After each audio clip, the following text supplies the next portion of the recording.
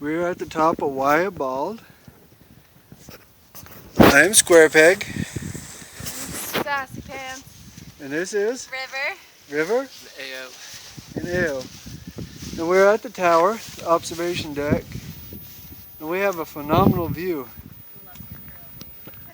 That's Silas Gap that we were at this morning, way over there, that little strip up top. And check out this view, just phenomenal. In a minute we'll go up top of the tower and get a view from up there. Right now we're just getting a view from the observation deck. Beautiful stone building. Now we're going to walk up to the top. You'll be able to walk up with us virtually.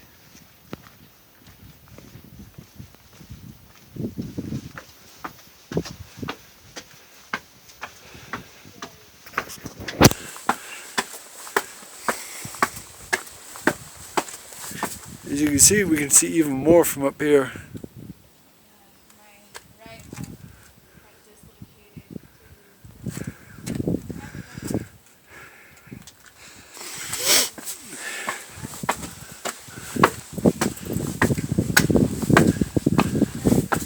And from the top we can see pretty much 360 degrees.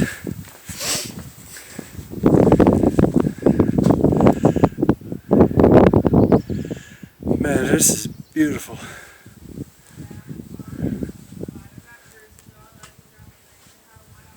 Panoramic view from on top of Wayah Bald.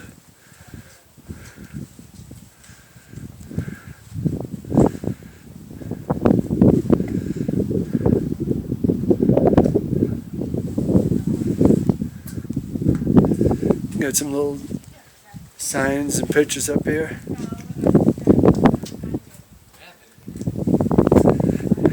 Hey, who's that down there? Canadian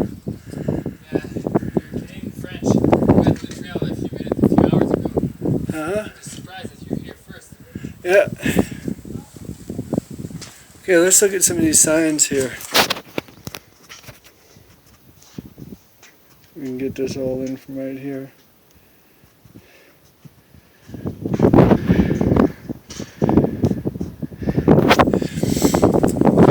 On a clear day you can see the Great Smoky National Park in the distance across acres of Nantala National Forest in the foreground.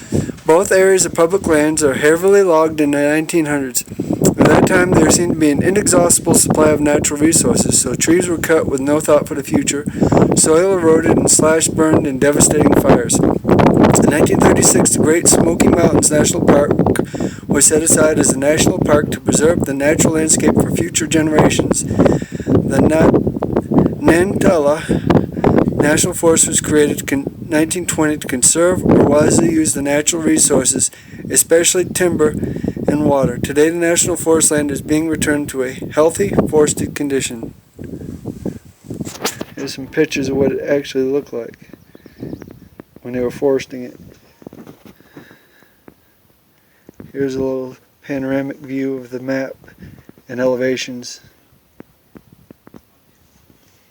Go to the next one.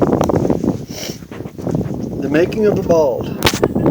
This 1890. This is a view of the bald.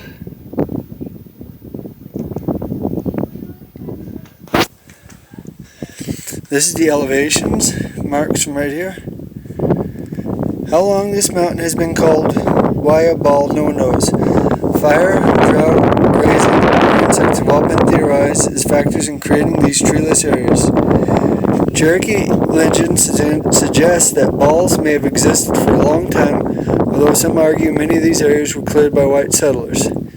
Here, at 5,342 feet, Wayah Bald is considered a dense thicket of azaleas, creating a dazzling display in mid-June when orange, pink, and white blossoms are in full bloom. Decades ago, this bald was maintained by grazing cattle or sheep. When grazing ceased, trees began to grow in the bald. Today, the Forest Service maintains Wayah Bald summit by periodically cutting the trees that invade the azalea thicket.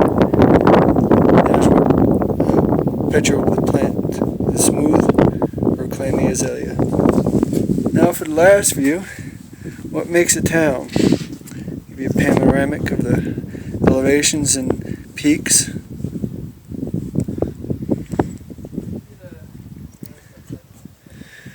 And this is a typical Cherokee town.